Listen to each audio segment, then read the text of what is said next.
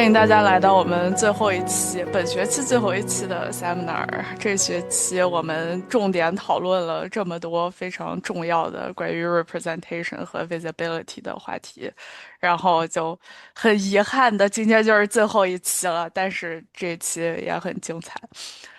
大家加一下我们的 Instagram，我们会把所有的活动都 po 在上面。好的，有请老师们做一下自我介绍。哎，点点老师来了。点点老师因为有的时候会 intermittent 的 do not show up，所以就点点老师先介绍呗。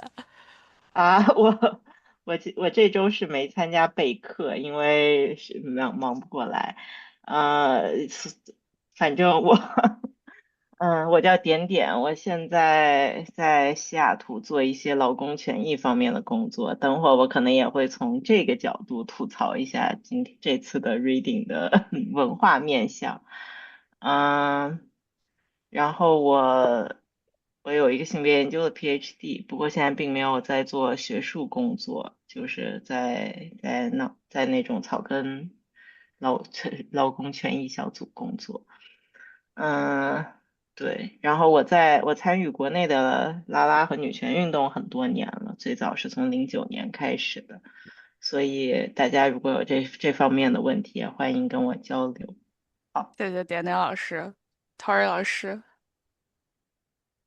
好的，大家好，我叫 Tori，我现，Tori 老在是 师换一个介绍吧，哎不要总是介绍一样。啊，我每次都是把 slides 上的读一遍。Tori 老师这星期吃了啥？笑死！这星期主要在点外卖和自己做一些白人饭，甚至不算自己做的，因为他不怎么需要做。哎，Tori 老三师都在明治，温哥华了，还要吃白人饭。因为没有钱，然后也懒，所以说就只能在超市买一点凑合。好的，不谢谢 管在 Tori 哪里老师的都这样。自我介绍。下一位玉珏老师。啊，好吧，又轮到我了。大家好，我是玉菊。其实，我现在不能算 candidate，我现在顶多也是 PhD student。然后我现在是在曼彻斯特的这个社会学，然后做这个 queer academic activism 的研究。然后，就是这个研究，它其实就指的是如何把这个学术资源，然后包括它的这个知识生产。那个去突破一个高等院校、高等教育的这样一个壁垒，以及它这个地域的限制，然后去促成这个社会的变革和社会的运动，并且反过来去这个促进与社群之间的交流。所以我觉得我们现在在做的这个 webinars 的系列，它本身就是queer academic activism 的一部分。特别好。那玉珏老师也介绍了 research，Tori 老师再介绍一下自己的 research 吧，别介绍basic information 了。最近在做什么好玩的 research？最近在 wrap up 我的 dissertation，然后我的 dissertation 就是讲这个中国的 LGBTQ migrants 在美国和加拿大的情况，所以我最近没有什么新的 research 的进展，只是在不停的 revise，辛这个算苦吗？辛苦，Tori 老师，Vicky 老师介绍一下自己的 research 吧。大家好，我叫 Vicky，我也不是 PhD candidate，我也是 student。对，然后我主要研究的是东亚二战的历史，然后做的是性别和妇科，就是妇科相关，我不认同。嗯，对，然后最近在做很多跟口述史有关的内容，很有意思。啊，打个广告，Apple 们最近在收集大家祖奶奶们的口述史资料。如果大家对自己奶奶的故事有兴趣的话，跟奶奶聊天的时候，可以跟奶奶、祖母、外婆这一辈的人把他们的声音记录下来，然后随时发给我们，我们会 document，然后发给中国历史系著名教授 Tony Barlow 教授进行处理，然后之后我们会公开在我们的 archive 上以匿名和呃 research request 的方式呈现给大家，这个是很重要的一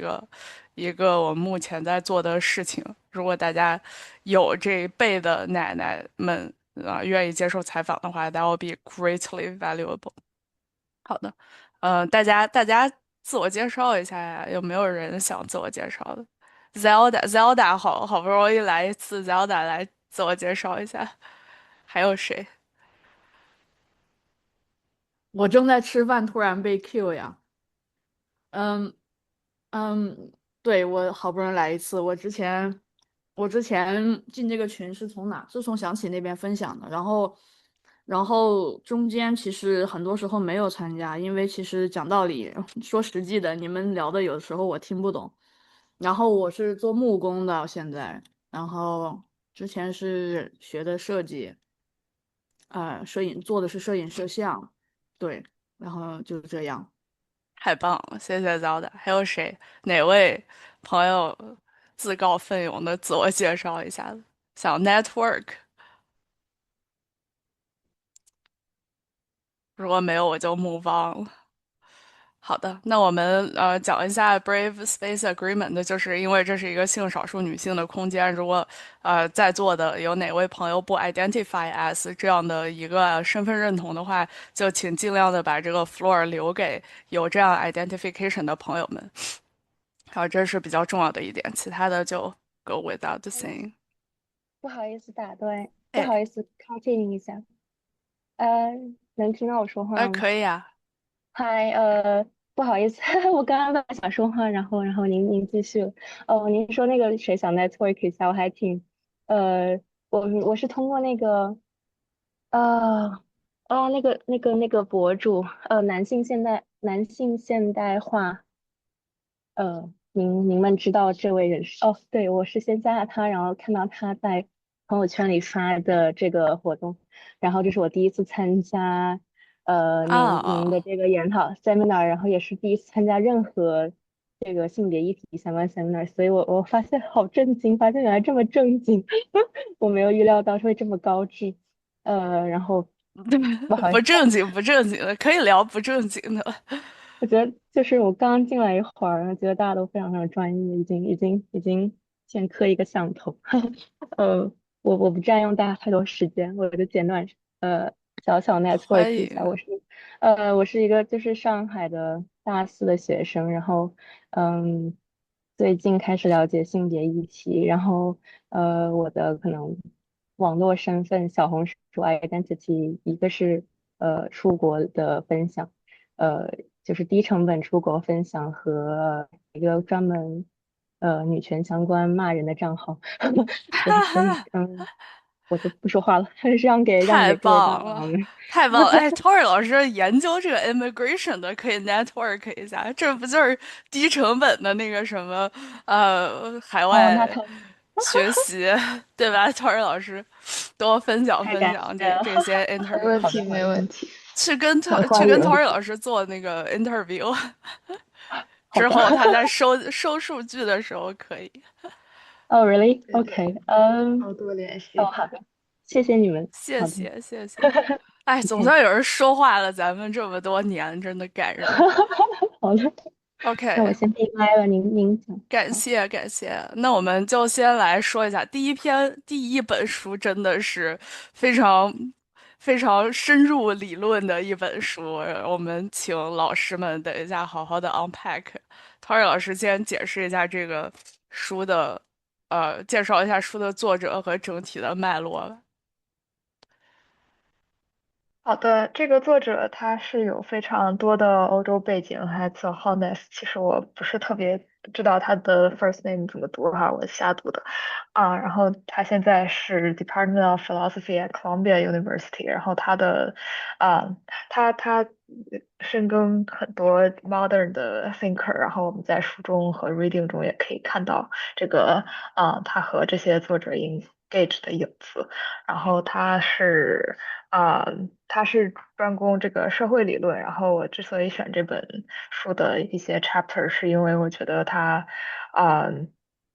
就是把黑格尔的哲学，然后拓展的，就是把黑格尔和 Mead 的哲学，然后两个连接的非常好。然后，因为我觉得很多哲学确实像我在学习的时候一样，就是很少有说关于社会的 dimension。然后，我觉得他的这两个对话非常主要的对话是我觉得非常巧妙的一个。因为他把一个 abstract 的一个思想实验一样的东西，然后转化成了就是关于 recognition 一个非常非常 comprehensive 的讨论，不仅有哲学的这个 implication，还有很多的就是社会心理学呀，然后以及sociology 的这个拓展，所以我觉得对我们对于整个 topic 的 understanding 都很有帮助，所以这也是今天我们会主要探讨的一本书relative to Lamont 的。确实，确实这本书比较 unpack 比较好玩，Lamont 的就是大家到时候可以举点例子。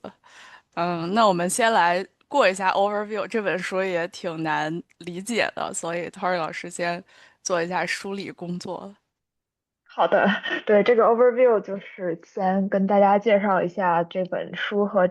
specifically 我们布置的这两个 chapter 4和 chapter 5的一个 central 的 argument。所以这本书整个的 purpose 呢，它是来develop a social theory that can explain social change and conflict。它是从这个社会变化和大家的冲突作为入手点。然后 talking about social change 和 conflict 呢，确实第一个大家会想到的，在哲学史里面，一般在现代哲学史里面，尤其那就是黑格尔的哲学，然后之后马克思啊等等继承他的一些思想，然后讨论了很多历史上的 change 和 conflict 是怎么发生的。所以说，这本书也是在 expand 整个的 grammar。哎，sorry，有人突然给我打电话，我挂掉。嗯，对，然后他他这个因为历史上在哲学史上呢，这个 struggle for recognition 和这个冲突呢，都是这个黑格尔和马克思这个脉络的。然后，嗯，这之前还有 Hobbes，然后是一些政治理论。然后这个主要是从一个非常 material interest 的角度来出发的。嗯，尤其是马克思和 Hobbes 他们的理论就是非常的一个是讨论关于阶级抗争是怎么回事的，然后另外一个是讨论说在一个自然的状态，然后大家都每个人都与其他的人为敌，然后在这个时候呢，就是强者可能是会把弱者直接就是强者可能会胜出，所以说这个时候为了保护大家每一个人的 survival，那我们需要一个很强大的 state 或者是一个 authority 的 figure，然后来 regulate。然后这个在这些思想里面呢，可能就是没有太考虑到说这个 moral 的 implication，然后也就是这本书会着重讨论和 expand 的点，就是大家出于尊严，还有出于一些这些非 material 的东西会导致很多的conflict。然后在这些 Hobbes 和 Marx 的思想脉络里面呢，就是这点是被 under theorized 的，所以他也就引用了 Mead。嗯，对，所以说他 move Hegel's theory of recognition from a speculative metaphysics basis to a naturalistic one that grounded in empirical social psychology。它的主要的干预，尤其是在这两章呢，是说把黑格尔的一个有点类似像思想实验，或者是一个非常他自己 speculate 他自己推测的一个会发生的事情就是 master and slave dialectics。的这个讨论，把它 grounded in reality，然后把 Mead 的，因为 Mead 是一个social psychology 的一个 tradition，然后也是这个在 sociology 里面 symbolic interaction 的创始人之一，所以说他的Mead 的理论是以这个现实生活的观察来出发的，然后他就是 complement 了 Hegel 的这种非常 abstract 的一个 focus。所以 Tori Mead 的老师，先解释一下那个 master and slave dialectic 是怎么运作的吧？举个例子。好的，其实这个在下一页 Hegel 里面我可们以可以。对，或者我们先跳到下一页，然后之后，其实我们直接跳到下一页吧，然后直接来 dive into Hegel 和 Mead 这几个不同思想家的，这里就不用 overview 再重复了。对，在此之前，大家对这本书整体有没有什么问题，或者是要 pause 一下吗？在进入 Hegel 之前。Vicky 老师来一个 historical critique 吧。这个 To what degree is this historical？我们这个等会儿再讲吧，主要就是这个，就是这篇文章确实就特别哲学，然后我觉得很难读懂，我很想听下 Tori 老师怎么解释黑狗和米的区别。点点老师要在这个时候开始批评吗？还是之后再批评？或者点点老师也可以多先可以，因为点点老师是有正规的哲学专业的，我这个是一个非常我我是以一个不是很专业的角度，所以点点老师也可以先介绍一下黑狗和这些在传统哲学里面大家有什么样子的讨论，然后我之后补充，或者是我介绍点点老师补充也可以。我不是研究黑格尔的呀，可以你介绍我补充啊。其实黑格尔的主奴辩证法在中国受过教育的人应该也不陌生，因为黑格尔也是马克思主义的思想来源之一，所以国内的政治课或者就是政治课里的讲哲学那部分，实际上会从黑格尔的脉络讲，但他会讲的是，其实有点像 Torrey 你刚刚介绍的，就是他会讲的是马克思的唯物辩证法的那一部分，就是会讨论，对物质资源的争夺的这个冲突比较多，对于这个心理层面的承认的这个部分讲的比较少，所以，他这个也可以作为一个补充。但是我刚刚说的所谓的批判，就是因为我挺喜欢 Nancy Fraser 的，那她是一个马克思主义女权主义者，那这个女学者对他们其实他和这个 Honis 甚至有一本对话的书，我等会儿也可以发到群里，就是他会更强调，redistribution 就是再分配资源的再分配的问题，而不只是承认，就是 recognition versus redistribution。应该这就是那本书的标题，我回头在群里发一下。然后这本书里他们有一个对话吧，就是互相批评吧。实际上二者当然就是 Nancy Fraser 认为他忽略了这个面向，然后 Honis 就认为确实两个面向都有，但他还认为承认是最核心的，诸如此类的。对，可以参考来看。好的，那我们直接开始讨论黑格尔吧。好的，然后那我就先来试着介绍一下这个非常复杂的主奴辩证法的简介，然后大家如果有什么问题，随时可以提出，因为这个确实是一个非常大、非常 complex 的 idea，所以嗯，欢迎大家多讨论。所以说，在用比较简单的 term 来介绍的话，就是说，它是一个有点像思想实验一样的东西。然后我们假设有两个人，然后他在一个natural 的 state，然后这两个人呢都想被认为是都自认为是一个 free subject，然后是一个 independent 的 self，但是呢，嗯。就是这个所谓的 freedom 和 independence 以及自己的 identity，自己到底是什么的话，这个不仅仅是由自己来决定的，并且你想让他人也看到说你是一个 free subject，你是一个 independent 的人，你自己决定的话，可能并不算什么。那比如说你自己觉得自己很 independent 很 free，但是别人并不这么以为的话，你就也其实没有真正的 freedom。比如说别人把你突然间把你奴役起来了，把你关起来了，或者是怎么样子的。所以说，真正的这个freedom 也是需要社会的承认的。所以说啊、必须需要有另外一个 free person 来看到你，然后并且 acknowledge 说你是有这个 freedom 的。那所以说这两个人呢，就需要彼此来承认说，另外一个人他是一个 free 和 independent 的人，其实在某种层面上他们是 dependent on each other's recognition 的。然后，那我们既然有这个 demand，然后那其他的另外一个人他可以选择不去承认它，然后这个时候呢就会有一些 struggle。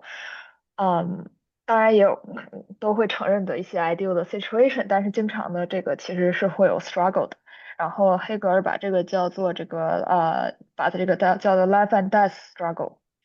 然后这两个人一个人最终可能会 give in，他会 fear of death 的话，他会说哦，那我放弃了，我会成为他会被另外一个人 dominate。当然这个在历史上也是很常见的，很少有说两个 party 完全处在一个完全 equal 的境地，然后一直处于这样的境地，所以domination 这个是很难避免的。然后呢，在这个时候，这个 give in 的这一方呢，就会是这个所谓黑格尔说的 slave，就是奴隶，然后另外一个人就会变成 the master。我们也可以，如果比较好理解的话，也可以想象说，在这个，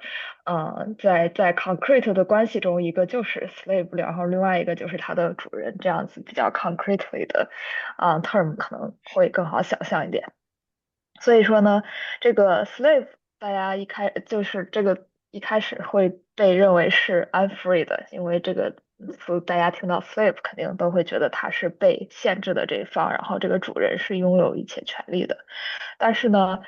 黑格尔的这个 twist 就在于说，这个 slave 虽然一开始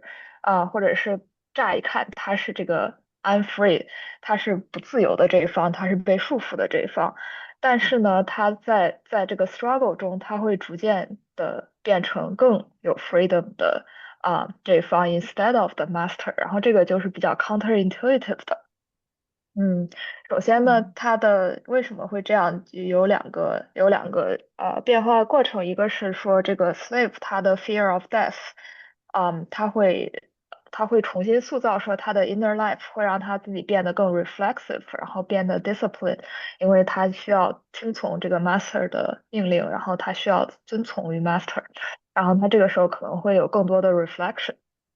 然后第二个很重要的一点，也就是 later on Marx pick up 的一点，就是说这个 slave，大家可以想象说他在 master 的指令下需要去进行一些 labor，比如说他需要去耕地，然后他需要去做一些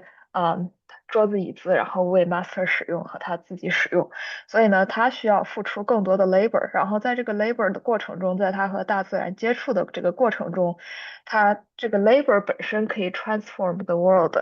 就是之后 Marx 说的就是这个被压迫的工人阶级，他其实是有这个 world transformation 的能力的。因为说他在这个过程中，他改变了世界，他通过自己的 labor，他把一个木头从树上锯下来，然后变成了一个桌子，然后这个其实是一个非常大的 transformation，它是有改变现实的能力的。然后并且在这个过程中，他可能 develop 了一系列的 skill，比如说他之后就知道怎么去改变世界了，然后啊、怎么去有更多的skill patience 呀，还有管理自己的身体啊，等等等等这些。所以呢，through 这些 labor 呢，他这个奴隶其实是发现了自己有这个能力，自己有这个 power 的。然后这个 power，他这个 labor 的 power 和 transformation of world 的 power，它不仅仅去，它不是 dependent on 他的 master 的指令的，他这个是他自己随时，这个是 inherent in him 的。那个 master 对他，比如说发脾气或者对他指令，并不能改变他改变世界的这个能力。所以说呢，这个才是这个真正的 freedom 的一个种子。反而我们看 master 的话，那他只有 dependent on slave 的这个遵从，他才是一个 master。如果是没有 slave 的话，他其实也不是 master。然后与此同时，他并没有进行 actual 的 labor，他只是可能比如说通过 power over 别人，所以在这个时候他并没有这个 world transformation 的能力，像 slave 一样。所以这个 initial 的这个 hierarchy 其实是反过来的，因为这个master 的自由，它其实是一个很空洞的自由，它是一个没有什么实质的自由。但是呢，这个 slave 的自由，它是一个真正的自由，因为它是有这个self determination 和 world transformation 的能力的。所以这个就是简单的来讲，master-slave dialectics。因为为什么是 dialectics？因为它是一个 struggle，然后它是一个啊、我们看起来的相反的，然后这个是会不断的在抗争中，然后是不断前进的一个过程。Dialectics 就是这种所谓的辩证法，就是一开始看起来自由的可能是不自由的，然后 vice versa。这里可以先 pause 一下，不知道大家对有什么问题和补充？点点老师尤其也是。这里是不是可以理解为比较重要的是这两者是角色，而不是真实的人？就是一个人，就拿殖民主义举例的话，就是一个 master，他 at the same time，他可以是比如说另外一个 system 的 slave，就是一个人，他可以同时在不同的regime 下面有不一样的角色，然后这个是在 slave 和 master 之间互相转换的。对对，这个它不是指的具体的两个人，然后如果大家利于想象的话，可以把它代入两个人，比如说男人和女人，像点点老师说的，或者在殖民主义者的这个情景下，殖民和被殖民的关系，然后甚至是对传统的一个夫妻的角色，经常是那个有一些研究，好像最近好像看了一个，有人说什么在两个老夫老妻中，如果那个尤其在中国的情景下，说这个妻子有的时候去当，比如说月嫂或者去照顾孙子之后，然后这个男的在家里，然后她的丈夫在家里，然后第一次发现自己不知道怎么做饭，然后什么都不知道，然后因为这个以前的 care work 都是这个奶奶或者他的妻子来进行的，所以他的身体状况会变得很差，然后他的 well-being 会下降很多，这是一个中国社会学的研究似乎。然后嗯，但是其实就是这个奶奶或者是家里年长的女性，她是会跟其他的人有更多的 connection，然后她一直有这个能力去自我照顾。anyway，这个可能扯远了，但是大家可以把它想象成两个具体的人，或者是一个任何不太平等的一个关系的状况。嗯。Vicky 老师要不要？点点老师你说。哦，没有，我就是说这个，其实我发了一个中文版在在聊天框里，因为这个其实是就是国内的高中教材也会讲的，但是这是一个抽象的哲学结构，就像雨欣刚刚说的那样，它并不是指一个具体的人，但是这种结构很典型，我们可以在很多就是能观察到不平等的关系里去看到。然后马克思也是从这一点出发去看所谓被压迫者，就是比如说劳工阶级，他在反抗上有什么优势，就是他实际上可以用来，帮助奴隶进行一种意识觉醒和斗争，因为实际上就是。要斗争，就是首先你要获得自我意识，然后要斗争，然后才会改变和颠覆这个结构。这个也是就是一种后面的就是这种承认的前提吧。就是什么是真实的承认？就是被压迫者被迫的承认，其实不是真实的承认，在斗争中承认才会向前推进。这个结构可能也是一个这里面说的关键。Vicky 老师要补充吗？对，就可能在点点说的之上，就是，黑格尔他其中一个前提就是，每一个人，然后包括，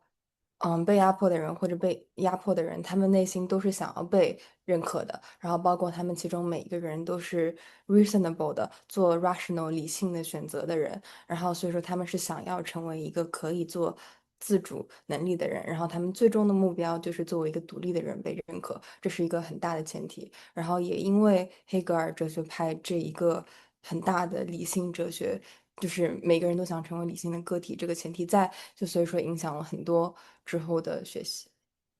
我们待会儿会看到。那再问一个问题，就比如说在之前说的这些 concept，比如说像 hegemony 里面，它就是如果有一个 consensual 的一个 master 和 slave，或者就是 slave 在没有觉醒之前的状态，就是 we are perfectly okay with our daily work, we're perfectly alienated in a sense，我们就每天拧螺丝，每天一起床拧螺丝，然后拧得很快乐。在这种情况下，他是一个 slave 吗？就是他是自由的吗？嗯，对，即使他自己认为就是自己很快乐，每天拧螺丝，他可能并没有意识到说自己其实是被压迫的那方。但是如果说根据黑格尔的这个比较 abstract 的观念，那并不能否认说他作为 slave 的地位，因为这也是之后Gramsci 对于马克思理论的一个 elaboration，就是其实马克思也说他就是在工人阶级，他不一定每个人都意识到说自己有在进行一个这样子的阶级斗争，然后自己是被压迫的工人阶级，然后有这么清晰的一个所谓的脉络，然后觉得自己的命运就是要抗争，然后推动历史的前进，等等等等。他可能 perfectly fine with 每天在工厂里打工，因为呢，他可能被 alienated，然后他并意识不到说这个结构性的是怎么一回事儿，所以说马克思也说这个是一种啊、false consciousness，他会有。为什么是 false？因为说他没有意识到自己的所谓的真实的处境，然后没有意识到这个阶级抗争的这个 truth，然后他还活在一种就是false conscious 里面，false consciousness 里面，所以这也是为什么会有一些很多 consent 的存在。其实 modern 的 power，然后福柯也说了，是很少 based on 这种直接的 domination，然后那个被 dominate 的人随时都想着反抗，随时都特别的不满，然后每一个决定都是 forced 的，每一个决定都是被迫做出的，而是更多的是以这种 consent 的形式存在。或者是以一种嗯 unreflexive 的形式存在，因为这也没有什么其他的办法。然后他可能比如说没有接受过这种政治的教育等等等等很多原因，导致说他就活在perfectly fine 的活在现实的这种世界里，然后从而让意识不到这个 collective action 的重要性，which 所以说这个并不能说它不是 slave 和 master dialectics 的一部分，这个只是说是马克思之后说的一个很容易必然产物在阶级斗争中，然后这个也是非常 common 的。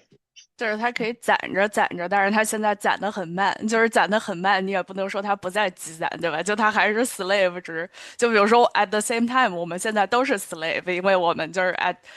正在被一些 oppressive forces所影响着，但是因为我们还没有自我觉醒，所以我们并不知道。然后可能它产生一个非常 alienated 的 force，然后所以在这个情况下，就是一切未知的，我们都可以被理解为我们在一个 slave 的这个 position 里面，在一部分 system 还没有被发掘和产嗯。生觉醒的这个 system 里面。对，我觉得他这里面说的主要是，怎么说呢？因为黑格尔的这个阐释很容易被理解为，实际上大家常常也这么用的，就是一种历史必然规律，就是一种有点像是周期率的东西，就好像这种反抗一定会发生，然后社会变革一定会发生。我其实并不觉得存在这种一定会发生，但我们可以倒过来说，当社会变革发生的时候，背后有这种主奴。张力有一个群体，他在觉醒并想要获得承认，然后这个是就是我们可以看到的社会变化后面的一个动力。但是我觉得有的时候看这个结构，你会认为在主奴关系里奴隶的反抗必然发生，其实确实不必然发生。然后另外就是刚刚雨欣你说的，就是可能你当奴隶当得很快乐，我觉得这个可以用波伏娃在第二性的前言中对女性处境的讨论来回答，因为他当时说，作为他者，他用的是subject 和 other，就是他者和主体，这个其实也类似，也是跟黑格尔这个主奴辩证法中来的。那他说的是，女人作为他者，作为奴隶，当然也可能是幸福的，她可能就是一个就是快乐的甘居第二性地位的生物，但是她不会是自由的，她不是主体，就是自由和幸福是两个不同的维度。然后其实就是我觉得不是所有奴隶都必然追求自由，有很多人可能就是想要幸福的被包养着过一生。那这种时候其实不是意识还没觉醒的问题，有可能他意识到有两条路，一条是所谓的幸福之路，但是其实并靠不住，然后另一条是自由之路。这也是波伏娃一直说的，女性的困难就在于她总是被诱惑去走一条更容易、看起来更容易、更布满鲜花的路，但是实际上呢，不是一条自由之路。我们还可以套用到我们的 queer culture 里面，就是 queer，它 queer culture identity 之所以是一个 struggle，就是它背后有张力，张力让大家持续的在这条路上追求自己的想要的自由和 representation，可以这么理解吗，陶尔老师？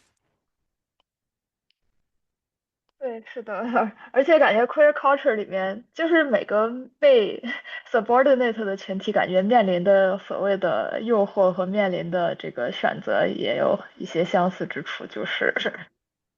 不管是女性啊、queer 啊，就是如果 conform 啊，或者是被富婆包养，或者是 blah blah blah 的，总是有，总是还是都是一个很好的，很会 lead to 很多人选择幸福的一个路径，所以这些都有一些结构的共通性。然后这也是黑格尔的哲学，还有这些像点点老师补充的这个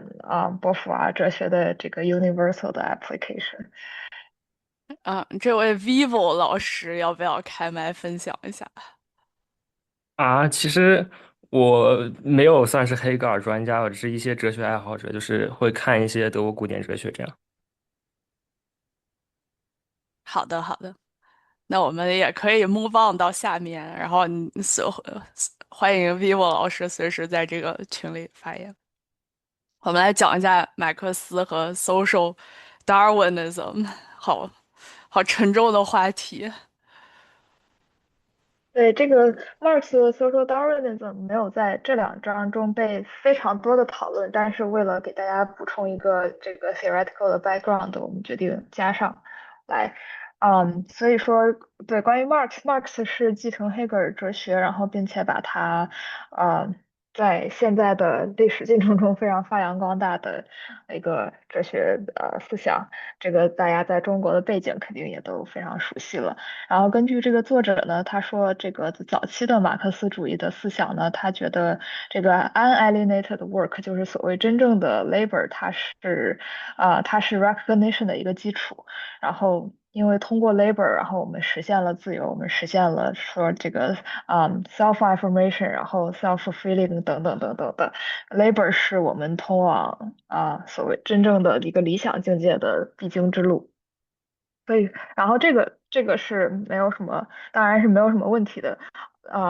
虽然它更多的是 focus on 一个比较 materialist 的 conception，as in 整个 Marx 的思想都是比较 materialistic 的。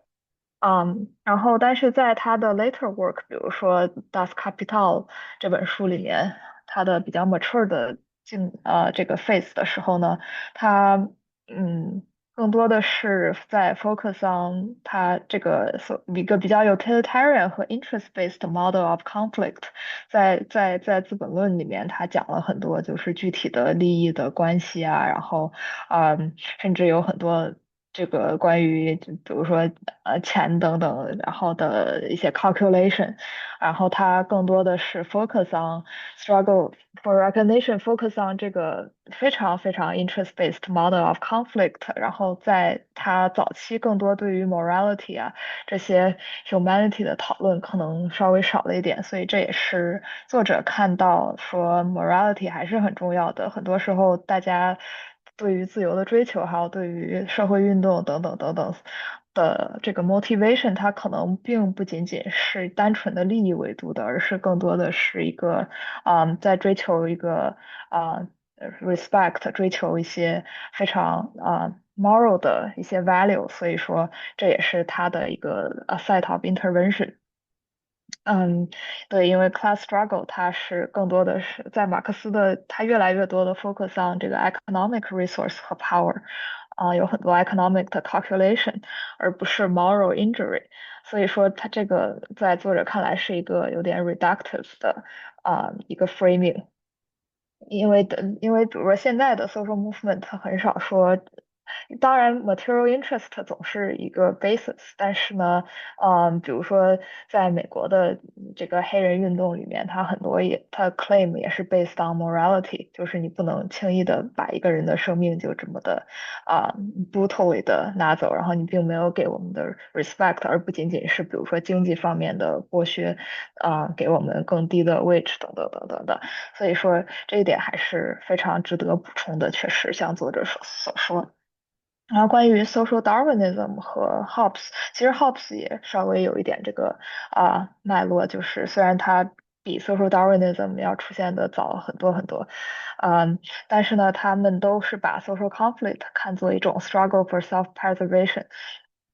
和这个 survival of the fittest，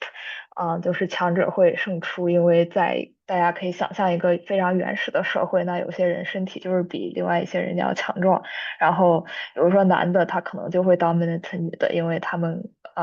更强壮，然后他们有这个力量，然后他们在打一架的过程中呢，肯定会有人是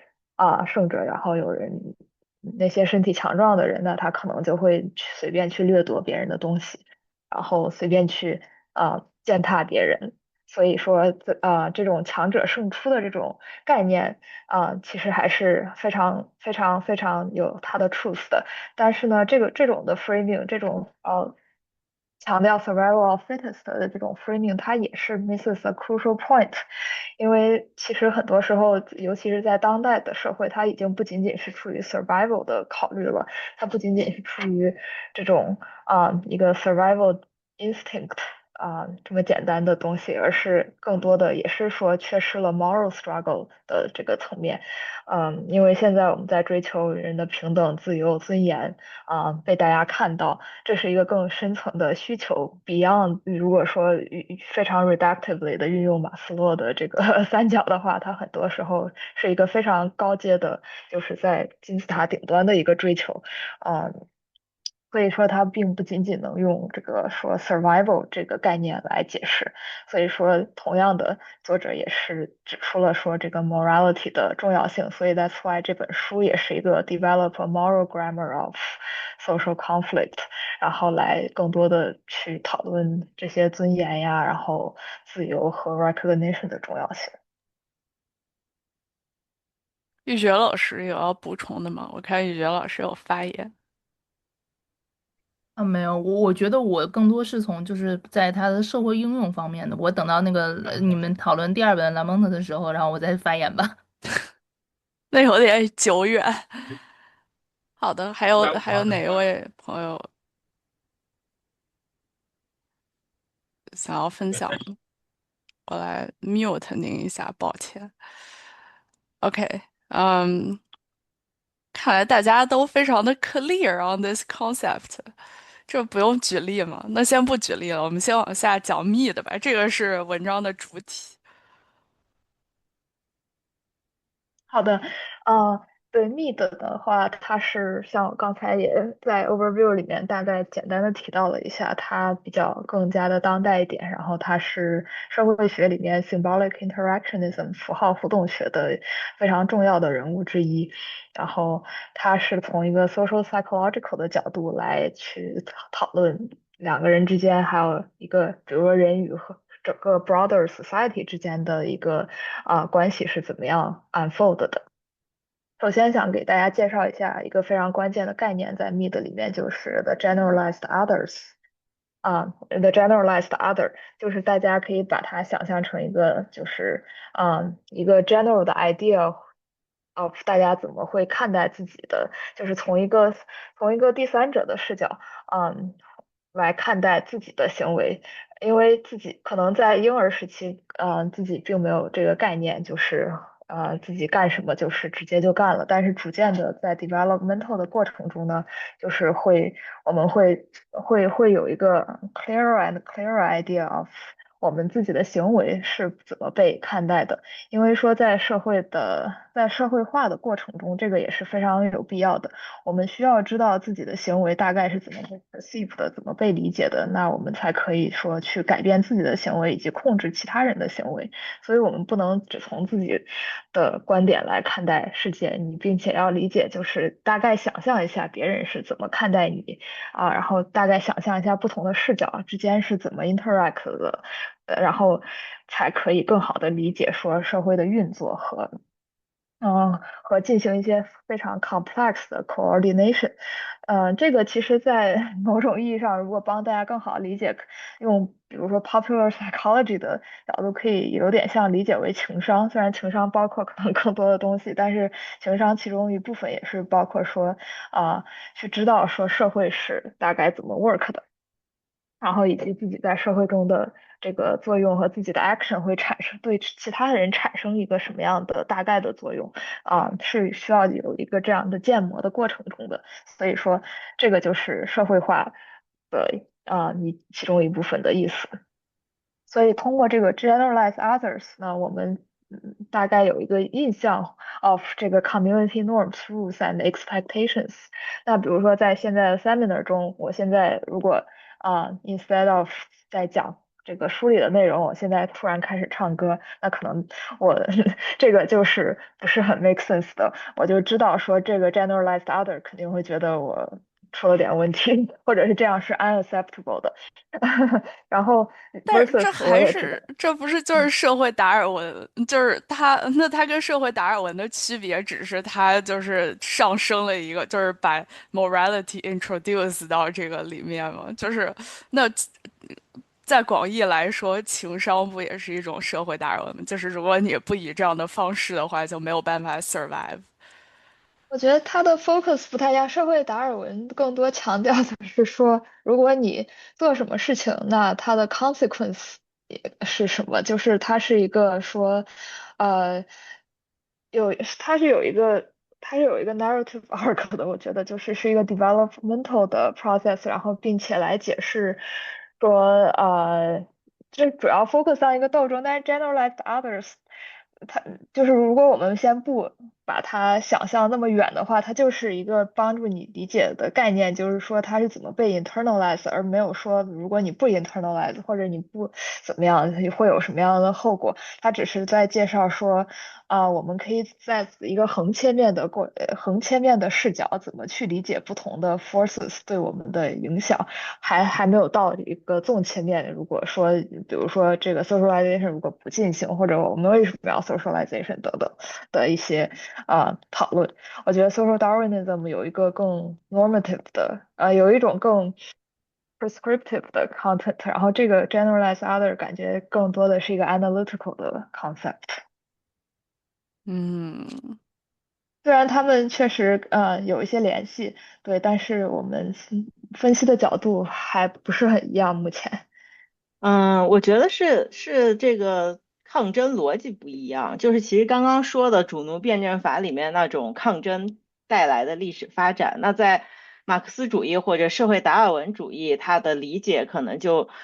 不是这样，他就会觉得冲突和竞争就是一种自然规律，因为这是弱者和强者争夺资源的抗争，然后弱者注定被淘汰，是这么一个逻辑。那主奴辩证法首先说明了，就是试图说弱者不弱，但是另一方面，它其实也是就是比如说在 Honis 这种分析里面，它其实是拒绝把这种冲突看作所谓自然淘汰的过程，而是认为它这个冲突是有这个道德结构的，然后这个道德结构是跟承认有关的，就是人为什么要抗争，是因为他们希望被尊重、被平等对待，希望建立自我。就是这里面说的这个我和 I 和 me 的这个心理上的互动机制，就是个体为什么要求社会的承认，然后他认为很多冲突并不是这种就是纯粹动物性的弱肉强食的竞争。当然，动物是不是这样也存疑。然后他认为这实际上是跟道德有关的规范性的，就是那个 normative struggle。所以他认为，虽然也和黑格尔一样认为是这种就是冲突推动了历史的变化和发展，但他认为这种推动的方式是一种承认关系的拓展，就是原本不受承认的群体，因为受不了这种不受承认的心理感受而抗争，从而带来了承认边界的拓宽和这些演变，就是某种程度上是这样，就是他把一种经济或者资源的斗争延伸到一种道德承认方面的斗争。就是他觉得很多这种斗争不是围绕资源或者围绕就是争夺肉，谁的肉谁吃，而是围绕那种身份尊严被看见之类的承认的斗争。所以他的身份尊严并不完全 grounded in materialistic condition，这是一个前提，是吗？对，我觉得他就是想强调，就是物质以外的部分，就是他会认为，就是很多社会斗争并不只是经济剥削导致的抗争，而是这种心理感受导致的抗争。当然，就是我刚刚说 Nancy Fraser 对他的吐槽，就是他觉得也不能只强调这种承认和尊严，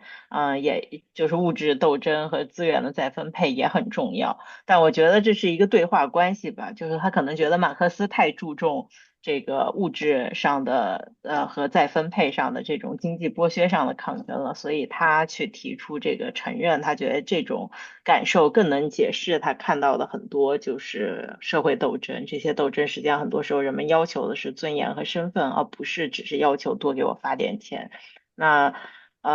对，然后 Nancy Fraser 可能就是又针对他的这个说法，又提出新的这个，就是回到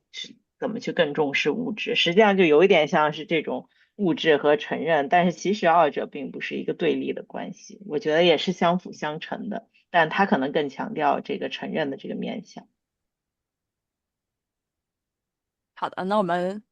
再往下看这个因为已经提到了 recognition，我们就直接来看看这个作者是怎么把两者做结合的。好的，然后对，作者对于 recognition 和 socialization 呢，都是把它具体化成一个 mechanism，所以这样的话也比黑格尔的比较 abstract 的 philosophical 的一个 basis 更加的 grounded in 具体的 psychology，因为他提出了这个一个三部分，就是这个我们的 identity 是怎么形成的。首先呢，第一步就是 a person learn to view themselves as a social object by taking the perspective of their interaction partners。这个，像我们刚才所说的，说这个我们一定要，我们在 development 的过程中，肯定会有一刻会跳出说自己作为一个 pure subject，然后从一个第三者的视角看待自己。所以说，我们每个人都是一个 social object，你必须要学会说怎么去从第三者的视角来看待自己的行为，然后从你在 interact 的对象，比如说我跟一个人说话，那我大概想知道说他是怎么看我的，这样可能会让我们的对话更加 effective。或者假如说我想，尤其是比如说我们想一起干一件事情，那我就必须要去好好的进行一个深入的思考，说那他对这件事情是怎么看的，然后我是怎么看的，我们怎么能够达成一致。然后有一个这么协商的过程。如果我只从自己的角度来看事情的话，那很难去 coordinate 这种 social action。这个也是 Mead 和 sociology 非常重点解释的，就是说这种 collective action 或者是多于一个人的 action 到底是怎么形成的。然后所以说把自己作为一个 social object 这一步是非常重要的。然后这个我们很多时候小的时候是通过 play 和 games，比如说有一种角色扮演，然后甚至玩过家家等等这些游戏，这些都是一种 practice。我们可以 take on 有些，比如说可以 take on 爸爸的角色，然后妈妈的角色去照顾一个孩子，或者是跟小伙伴玩，我当医生，然后你当病人，等等等等，这些其实都算是一种 game，然后去帮我们更好的理解这些不同的角色之间的关系是怎么样的，然后通过这些 games 了，那我们来去了解这个 generalized others 是怎么一回事儿，然后并且有一个更准确的模型，说我做一个事情，然后别人会怎么 respond，在不同的 role 的人会怎么 respond 然后在学校等等，我们做一些 action，然后老师是会怎么去看待我有什么事情可以做，有什么事情不能做，这个也是逐渐我们在不同的和 institution interact 的过程中学会的。然后这个并且会随着年龄的增长，可能会了解的越来越细致，然后越来越好。所以呢，这个是第二步，然后最后呢，就是我们通过去 internalize 这些 shared norms，然后去通过 internalize 这个 generalized others 的一个概念，我们才可以 recognize other members as bearers of rights and duties and in turn come to recognize by the community。所以我们会形成一个社会的这样的一个概念，我们会形成一个就是 community 大概是怎么运作的，以及每个人其实都像我们自己一样，都要 undergo 这个过程，然后每个人也会去试图理解其他的人对他的看法，所以说每个人其实都是 bearers of rights and duties。然后这个是一个社会化的过程，然后也是我们自己对于自己一个 identity 在 community 中的一个认知的过程。然后这个说，it is the self which is able to maintain itself in the community that is recognized in the community insofar it recognize the others。这个也是非常社会学的视角，就是它强调的是 community 和 others，它不仅仅是一个自己认为自己是怎么样的，而是这个自己它的 development 必须是grounded in community 和 grounded in others 的。你没有一个单独的个体的individualistic 的认知，其实。所以说，通过这样的一个过程呢，Mead 就是提供了一个非常 concrete 的 psychological foundation，in addition to 黑格尔这个 abstract 的哲学，这也是我们刚刚一开始最初介绍的他的整个的一个思想和为什么有这样的 intervention。不知道 pause 一下这里大家有什么问题或者是想 Vicky 老法？师是不是要走了？Vicky 老师走之前再补充一个妈妈对对对。和那个孩子的例子，再走。哦，这样在后面节，我可以晚一点走，我可以晚半个小时。我们可以到时候讲那个 love recognition，那时候再讲。好的，刚才因为已经 touch upon 这个 idea 了，就是我们在生长过程当中是怎么样逐渐的适应这个社会的。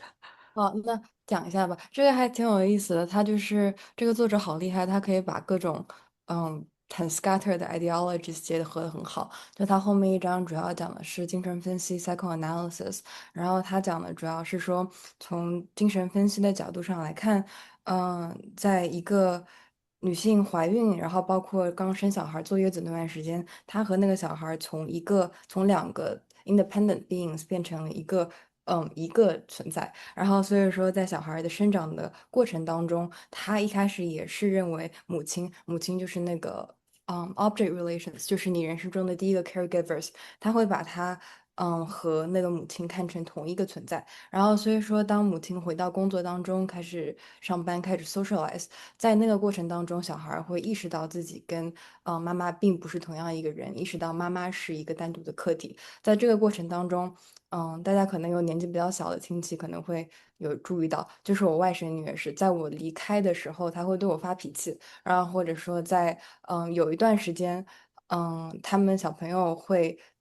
就比较容易易怒，然后比较 aggressive，然后会用比较暴力的形式对于他的 caregivers，就是对亲密的人反而会有怒气存在。然后这个作者就认为说，在这段时间，他的这个violence 并不是我们要接住这个 violence，因为这个 violence 本身它并不是只是暴力本身，而是因为那个小孩在通过愤怒这个行为来去 construct 自己作为一个单独客体的存在这件事情。然后所以说这个作者就衍生来讲了说，在我们成年了以后，如果我们能够那个小孩能够正确的塑造起我是一个单独的人，然后没有成为一个特别。不认为，就是他认为自己跟妈妈是分开来的两个 entities，然后这样成长的话，他之后 pursue 的每一段感情，比如说他的想要友情、想要爱情，他都是想要回到那个跟亲密的人可以重新融合成一个人的状态。所以大家可以看一下自己认不认同这个观点。大家想和谁做一个融合，大家可以来讨论一下。或者大家怎么解决这个生活当中的实际的冲突，怎么 negotiate 自己在 community 里面的位置，这些都很值得被讨论。有没有什么具体的例子啊？点点老师，点点老师在做劳工议题的时候感受到了什么？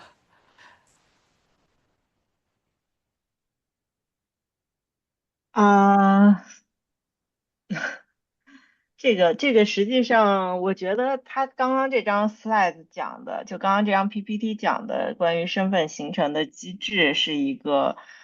挺好的，然后就是分析，就是实际上这是一个就是其实都是在一个互动的结构中，是一种相互性的结构才产生的你个人对自己的认知。然后，所以在这个意义上，他会说承认是这种是跟相互性有关的，这个我是很认同的。精神分析我其实不太懂，但是我个人觉得就是我不知道，我个人觉得就是，嗯。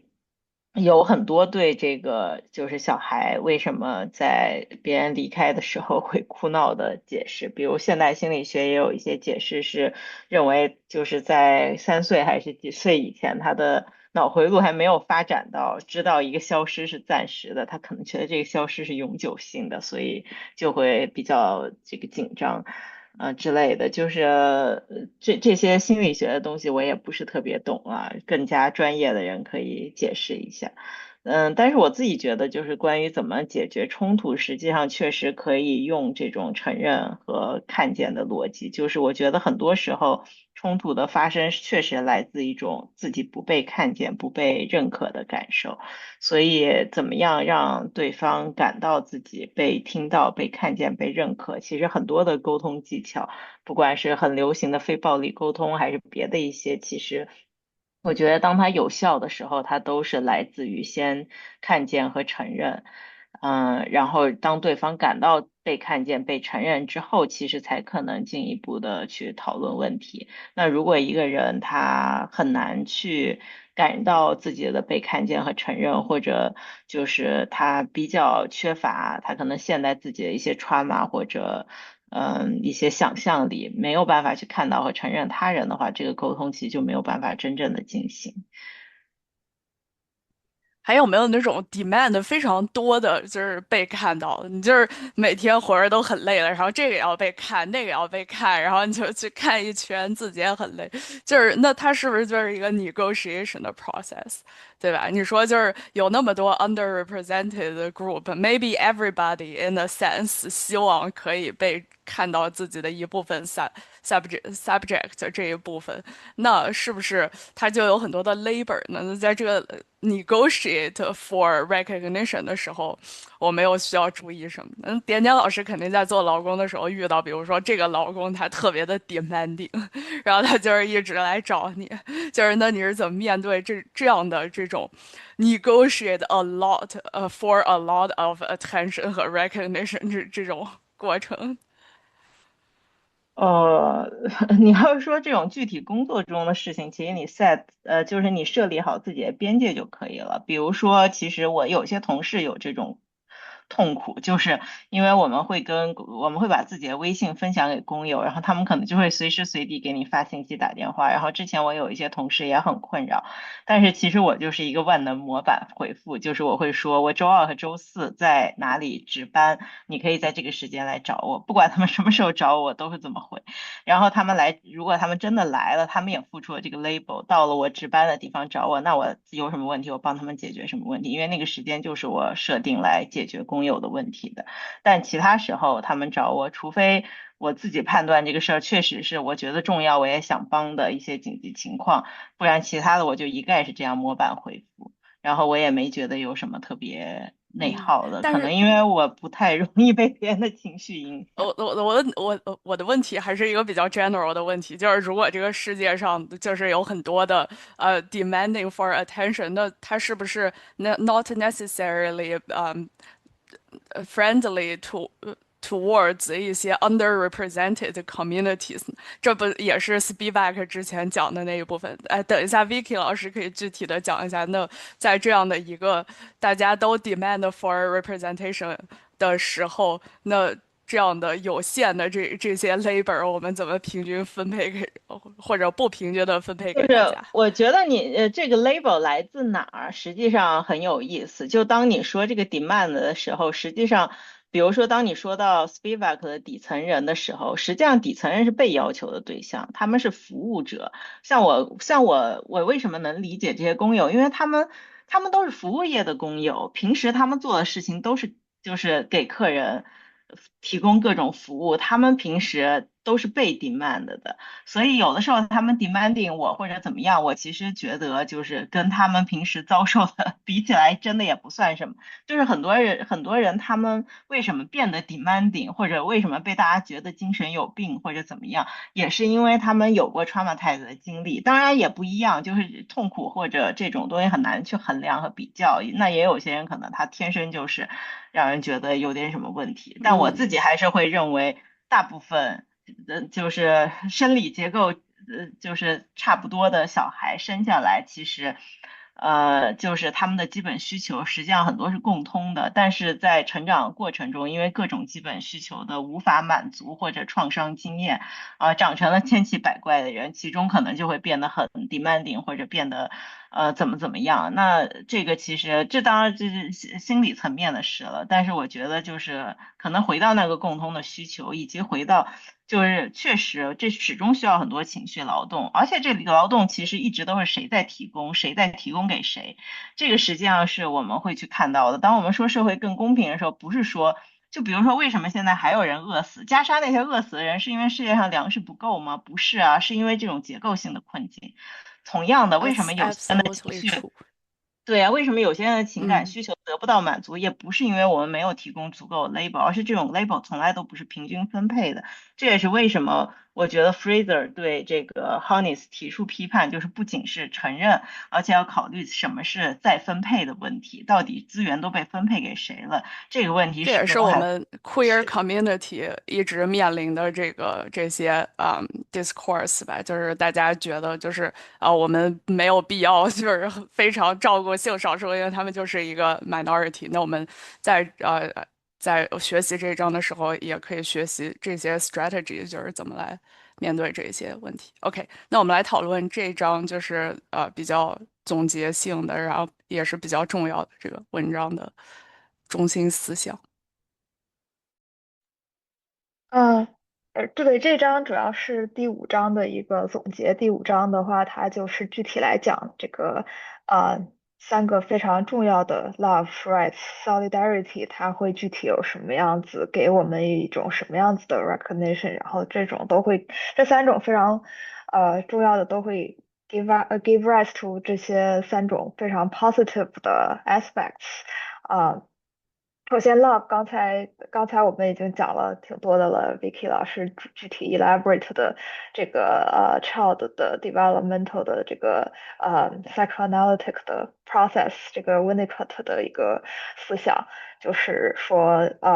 basically，如果我们的一个婴儿顺利的通过了，或者他的妈妈顺利的通过了这个考验，然后度过了这些不同的 phase，然后在这些不同的 phase 中都得到了 love，然后并没有因为他不管是 aggression 还是attachment 等等产生的一些负面的情感，然后这个婴儿 feel very secure，然后呢他就会有这个basic 的一个 self confidence，觉得自己是一个 independent 的 being，觉得自己是他有 confidence to see others as object 和自己是 subject，他有这个非常健康的一个区分，然后他也有这个非常健康的 boundary，所以这个 sphere of interaction 它主要是通过 primary relationship，就像我们刚才讲的 family 啊，然后 friendship、love、romantic relationship，这是一个这是也是心理分析里面说的这个 object choice 的这整个的 theory，大家如果有兴趣，我待会儿也可以稍微 elaborate 一点。但是这个只是其中的一部分我们先 go over 其他的部分，就是love 我们讨论的很多了，然后 rights 呢会 give rise to self-respect，这个 rights 的 discourse 确实是很重要的，就是因为它不仅仅是关于一个 individual 之间的 love，你必须要有这个 institutional 给你提供的一个 rights，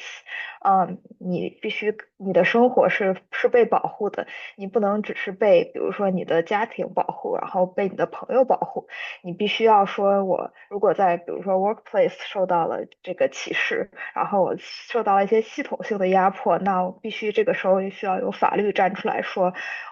你可以得到一些相应的保护，然后这个可以 stop 这个 action discrimination 的继续的进行。所以说，这个是 apply to all person equally and universally 的，然后它也是一个更加structural 的一个 dimension。所以说，它这个 object of recognition 呢，它就是可以 give rise to the feeling of individual as rational, autonomous person capable of moral judgment and responsible action。它必须要通过社会整个提供这样一个保护的框架，给你提供这种一个 rights 的保障，然后我们才可以保证每一个 individual 他都被 recognize 成为是一个理性的，然后并且有自主权利的人。这个也是我们很多 LGBT 还有 minority 的，比如说 racial injustice 等等的抗争的一个第一步，一般大家都是要 push for 一些法律的保障，这也是 social movement 里面很重要的一部分。然后呢，就是 solidarity，solidarity 这个是非常 community based 的，solidarity 可以 give rise to 这个 self-esteem，就是我们知道我们在一个 community 中，我们可以 develop 这种 solidarity，大家互相帮助，大家互相的承认，然后我们可以在这个小的 community 中有一个对于自我地位的一个认知，然后并且每个人在这如果都能在 community 中，虽然每个人擅长的东西不一样，然后也有自己的unique 的地方，但是呢，都是可以被当成一个 unique member 作为被尊重，然后这个就可以 give rise to self-esteem。所以说这个强调的是 community，然后第二个强调的是这种 institution 或者是 legal 的，然后第一个强调的更多的是在 private sphere，然后所以说这三个不同的 level。不同 level of analysis，然后我们可以这样来理解，然后他们主要 give rise to 我们的不同种类的 recognition，所以这个也是非常有趣的。我们可以这里也有很多 empirical 的application，然后大家也都可以想想具体的例子，说比如说缺少其中的一个，比如说我们如果没有 rights，只有其他的两个，或者我们有其他两个没有其中的一个等等，那这个会对我们有什么样的心理的影响？这些都可以帮助我们理解。我这里玉先来 珏老师 pause 一下。要不要讲一下同婚的例子？Vicky 老师再讲一下 subaltern 的例子，完美。其实这个同婚的例子是 Lemon 他在那个 Seeing Others 里面他一直在用的，就是我们用这个框架来解释的话，其实也很合适。就比如说它这个指的我们这个不同的主体间的这种认同，它比如说它是先从爱开始的。那这个在同婚的时候，我们去争取同婚合法化的时候，它有一个非常著名的那个口号，就是 Love is love，包括所有的在争取同志的平权的时候，去反歧视的时候，这都是一个非常重要的口号。它这个口号其实它的目的是在强调性少数和主流大众在这个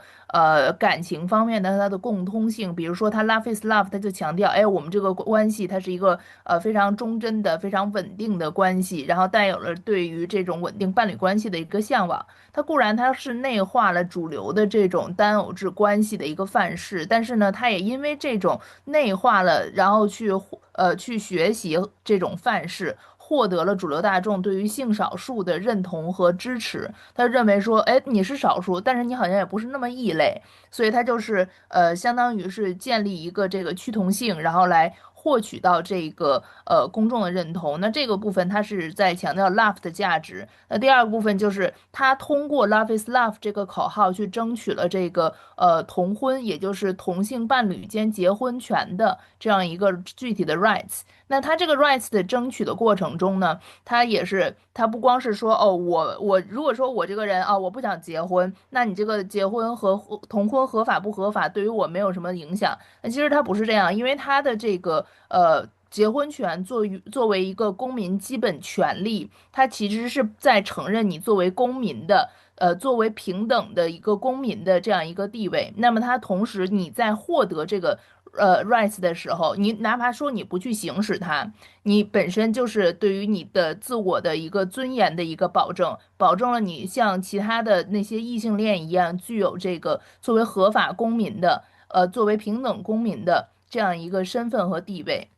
那么同时呢，就是因为获取了这个同婚的合法化，那么它就是相当于被纳入到一个主流的关系的框架中，也就是说，他们对于这个同性伴侣关系，像承认异性伴侣关系一样，那你就被纳入到这样一个大的圈子里面。尽管说，它仍然有对于这个同性婚姻的这种不信任，或者说是像是台湾的话，他们其实没有把这个同婚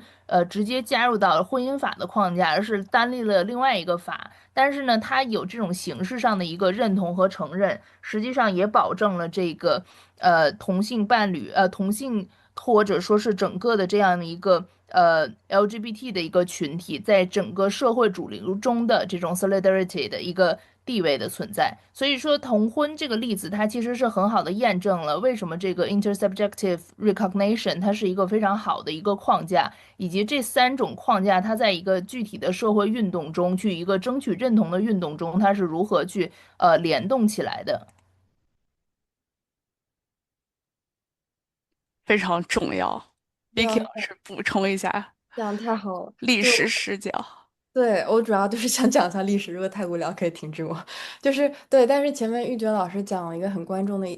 键的一点，就是说在这样子社会 legal recognition 社会法律认同的一个很大的思维逻辑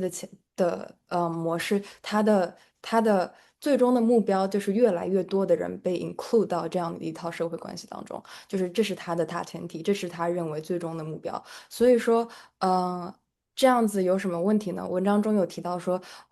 这样子的社会运营模式，你只能通过反面的，就是 negative 的例子来看出我们现在的包容是不够的，我们现在的社会是有问题的。就比如说前面一觉老师讲的例子，我们只有通过比如说同性恋酷儿群体，他们去进行一些大规模的 resist，他们 form solidarities，我们才可以知道说，哦，这些群体是我们好像没有被纳入 legal system 当中的。然后所以说你必须得通过没有被 include 的人，他们主动的去发声，才可以把他们纳入这一套社会逻辑当中。对。然后我还想要讲的是这个。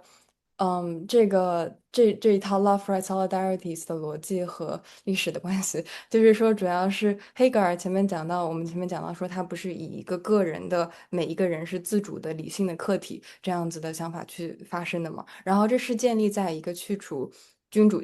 君主制度的一个背景下面，所以说是以前来说，就以前的 rights 和 honor 跟个人没有关系，跟个人的 accomplishments 没有关系。以前的人可能说我出身是贵族，那我就应该获得尊重；我出身是骑士阶层，我就应该获得尊重。所以说以前的尊重 rights 和 honors，他们是跟你个人的 accomplishment 没有关系的，而是跟你出身的地位，就决定了你值不值得被尊重。所以说，在一个君主线被废的情况下，就变成了一个所谓我们追求 individual accomplishments 的状态。然后这样的情况下，我们达到什么样的成就？就比如说他有讲到 public sphere 和 private spheres，男人在事业上取得成功，女人在家庭中取得成功，这就成为了成功的划分标准。然后他前面讲到 solidarities，就是说 solidarities 这个不是个人，而是一个小小的社群的产生。这个是为什么呢？也是因为在个人的 accomplishments 你不能被看到，就比如说很多同性恋不能结婚，他们才能 solidarities 这个概念才对他们这么重要，因为他们必须在通过形成群体，然后在群体中形成一套可能跟社会价值相反的概念。就比如说，如果我们这是一个女权社群，我们可能对女性美的标准，我们对力量的标准跟社会要求是不一样的。然后所以说，往往是这些小小的社群，他们进行他们当中 bondings，他们产生了跟社会相左的价值观，然后再借此进行 resist，借此进行推翻社会制度。然后所以说，他理解这样子才是一个社会运动的模式。但是我们也可以理解说，我们这样子的 resistance 本身也是在这一套思维模式当中的。Vicky 老师，好喜欢你昨天举的那个日本武士的例子，可以分享一下吗？对，就是那个现代化 modernities 在进入全球不同的地方的发展都是很不一样的嘛。就比如说，那个时候明治维新了以后，废除了，也不是废除，就是日本的武士制就结束了。然后武士制他们本来也是一个非常hierarchical 的组织，就是然后但是在所有人都众生平等的状态下，很多武士他们就可能失去了以前的贵族身份，然后他们就到冲绳，然后到各种地方，然后去通过别的殖民的方法来去重新。以前失去的一个 class honor，他们现在就必须得通过不同的方法去展示自己，为国争光的一面。然后所以说有了很多的武士一代，他们那个时候成为了最早去南美洲移民的人。然后他们在南美洲移民，就是把自己的武士精神以其他的方式发扬光大了，是吗？就有一个 continuity。OK，那我们大家有什么生活中的例子呀？有什么就是日常的例子吗？Tori 老师 brainstorm 一下，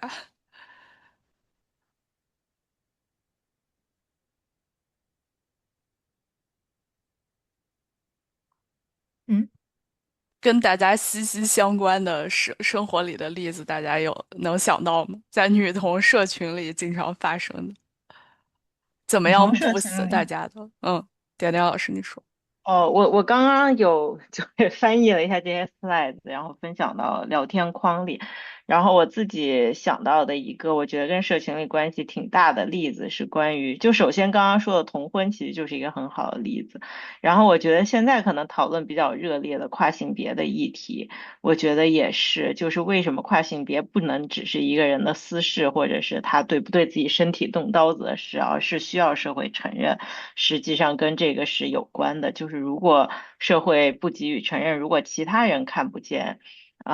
这个身份的话，那么他的身份会不断的被否认，而这不仅仅是意见不同，不仅仅是说哦，我自己也不想跨性别，我自己很认同自己的性别，所以你怎么样，就是我就是不承认我就是不愿意让你上我的厕所，比如说。那这个其实并不只是一种意见不同，它其实是一种系统性的道德伤害，是对，就是对方主体性的一个损伤，因为其实没有这种社会承认的话，他们是没有办，就是跨性别者也没有办法建立自己的，对，嗯特别重要。嗯。哎，玉珏老师跨性别话题的这个 expert，玉珏老师有要补充的吗？啊，我才发现我刚打字的时候好像忘了关麦了。其实就是因为英国最近的话，大家可以看到的是，英国这几年对于跨性别议题上面，它有很多的这种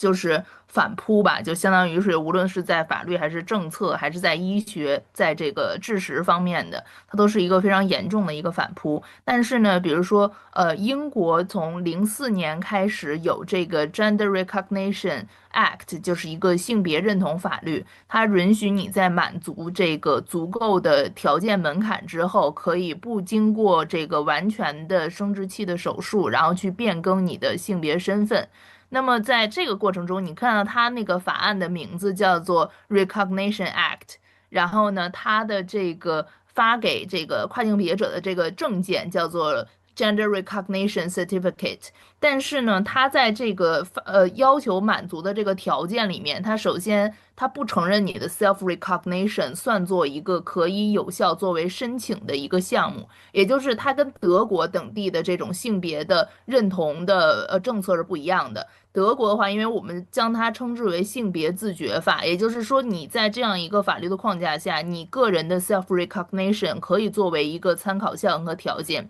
但是在英国，它从04年的这个框架的建立的时候，它就没有把你个人的自我认同纳入其中。那么它所强调的就是你的性别，它不是一个你可以由自己来承认，然后就能获得这个法律承认的一个东西。那你要获得法律承认，你就需要获得相应的社会和医学的承认。那么对医学承认的条件就是你的这个医生要给你开你的这个性别焦虑症的诊断，然后呢你要去接受一系列的这种诊断疗法的肯定疗法的治疗。然后同时呢，你身边的人，比如说你的雇主，然后呢，你的这个学校，因为他是满18岁以后你才能申请嘛，然后呢，他们要给你证明说你已经以你想自我认同的这个性别，生活了至少要2年的时间。那么相当于他这样一个法案，他是在强调的是，如果你的自我认同想要上升到一个法律的承认，那么你必须要证明你获得了足够的医学和社会的承认。但是呢，在这个过程中，你自我的承认并不是在这样一个考虑的范围内的。所以说，虽然是你是自我申请啊，但是呢，它是没有把 self recognition 作为一个有效的条件来作为参考。那么它最近的这个新的法律，就是英国的最高法判定，也就是它相当于是推翻了这个 gender recognition certificate。它就是说，你的性别是什么呢？你的性别由你的法律上承认的性别由你的生理性别来决定。但是你的生理性别的判定呢，这个问题又出了一个比较大的一个问题。你知道，比如说在特朗普的第一期的时候，他对于生理性别的一个判定标准是根据你的生殖器以及这个plain speaking，也就是说我们这个大白话来讲的话，你是男还是女，然后根据你的生殖器来判定。那么到了他的第2任期的时候，他对生理性别的一个判定就更改了条件。他强调的是什么叫做这个男和女呢？是根据你的在你还在娘胎里的时候，这个属于生殖细胞分化的阶段的时候，然后从这个阶段你来判定他是男是女。那么这个时候呢，你就相当于在说什么？因为我知道他这种变革实际上是为了迎合他现在反堕胎的这样一个趋势。那么你既然承认你在堕胎，你这个在胚胎期的时候，你是一个享有和你出生的人同样有这个法律地位和这个平等权的一个生物的话，那么你在胚胎阶段的这种性别，你也必须要作为同样法律承认的合法身份。那也就是说，他对于性别的判断就一下退回到你还在胚胎的时候，你还是一个这个生殖细胞分化阶段的时候。但是这个东西呢，你真正落地到你的社会治理中的时候，有没有效力呢？因为很少有人说我们是不是孩子生下来之前，我们先去这个就是孩子一生下来，我们先去测一下，来这个孩子他的 reproductive cell 它是一个什么形态？我们一般就是比如说你看他的外生殖器是一个什么样的形态，但是这样的话，它这个2次的一个对于生理性别的一个定义的变革，它就会导致说。很多的这种间性别者，或者说是非典型性别发育者，他就会根据不同的这种判定标准的变化，那么他们的法律上所承认的性别身份就有了变化。那么英国呢，它对于这种就是相当于推翻了这个 Gender Recognition Certificate 的这样一个判决。同样也面临到另外一个问题，就是你法律上承认的生理性别，它究竟定义是什么？它是根据什么标准来判定的？如果说你的生理性别它本身也是像特朗普那个2个任期，它可以就是不同的法律，它可以规定不同的这种判断标准，导致最后的法律上所认同的这个性别，它发生了性别的身份，它发生了变化。那么它又产生了新的问题，也就是说，你的这个整个的一个社会认同的建立标准，它产生了变化，也就对这个真正的结果产生了变化。但是呢，它同样就是对于定义权的一个变化，实际上仍然是把这个个人的身份认同纳入到它一个社会治理的一个框架下，也就是说，你个人的这个认同。必须在我的这个社会治理，就是由我的国家意志，由我的这个政府所决定的这样一个框架下，它才有意义。你的个人认同在这里，它是一个不受承认的东西了。就是它英国的变化，实际上就是对于这个认知体系的变化是这样的影响。玉觉老师讲的太透彻了，圈粉圈粉。OK，我们直接进入下一个主题，我们来讨论 Lamont 吧。我觉得刚才pause 一下，看看大家还有什么 final comments。Intersubjective recognition。好的，那我们直接来讨论 Lamont。Lamont 玉雪老师见过真人啊，Tori 老师先总结一下这位大佬的这个履历，然后我们再有请玉珏老师介绍一下真人的这个 affective 的感受。好的，那我就先简单的介绍一下，马茂是当今社会学界最有影响力的社会学家之一了。他是 Harvard 的教授，然后他也经常，因为他最近的这本书，他也经常其实致力于很多这种社会平等的推动，然后是跟 public 有很多的 interaction 的一个 scholar。他是加拿大人，然后他这个在他对 multiculturalism 就是加拿大的关于移民的一个 policy，然后还有他在一个采访中说，他这个作为魁北克人，然后这种 particularity，然后 versus universality 这个概念一直是他学术思想中很重要的一个 driving 的一个脉络。然后他之前的2本书讲关于 working class。dignity，还有法国的这个不同的阶级和美国的不同阶级的一些 dynamics 的，也是出于他自己一些身份的可以 trace 到他自己对于自己的身份的一些思考given 魁北克比较特殊的地位。然后他之前的2本书比较有名，是他主要讲的是关于 boundary 的这个概念。现在社会学里面 boundary 的概念是。大家基本上讲到这个概念，就会想到了 Mon 这个人，他是一个非常开山鼻祖一样的 figure 在这个领域。然后这本书，我们今天读的这本书，更多的是一个，就像 Judith Butler 的最近的一本书，和他之前的书一样，他从一个更学术的视角转向到了一个更 public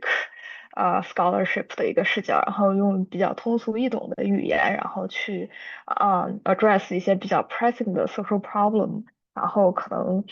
跟之前的风格稍微有一点点的变化，然后但是呢，这本书是关于 center on recognition，所以就比较适合今天的主题，并且以一个非常 positive 的 note 来 end 的这个我们整期 seminar 比较dark 的讨论关于 marginality。怎么办？太喜欢 Queer Death Drive 了，对 positive positive 没有什么太多的向往。大家比较喜欢暖暖的 positivity 的这个结尾的reading 嘛。好的，我们来讨论一下 strategy 吧。又到了方法论的环节，which 就是比较的具体。大家来分享，我们直接来分享一些。首先来讲一下书里的案例，然后再来 brainstorm 一下生活里的例子吧。浩宇老师总结一下。我非常简短的过一下，因为其实这个总结起来也是很快的。它主要是讲的这个 strategies for social transformation 也是很具体的。然后其中它 highlights 的一个概念就是 change agents，它是采访了一些好莱坞的创作者，然后 comedians，比如说我们现在经常说的脱口秀演员等等，这些都算是 change agents，因为他们能够在社会里面产生比较大的讨论，引起一些大家对于比如说女权的关注等等，通过一些段子啊，通过一些自己的 cultural production。所以他把这些人叫做这个 change agents，嗯，然后这部分人其实是起了很重要的作用，然后他来试图采访这些人，然后来 understand 他们用了什么样的 strategies to fight stigma 和 expanding recognition，然后他这里呢就发现了有4种strategies of transformation，其中一种比如说有 reflecting reality，就是讲我们自己真实的故事。因为可能很多白人他们并不了解说黑人真实的处境，成长的经历什么的，所以说如果把这个可以公众给用一种比较幽默的方式，或者是一种 powerful 的方式 convey 出来的话，那就会增加大家的 exposure，然后来进行从而推动 transformation。然后呢，还有一个就是 emotional modulation。比如说他通过一种比较 emotional 的方式，然后来 evoke 这种 empathy，这个非常好理解，我就也不用举例说了。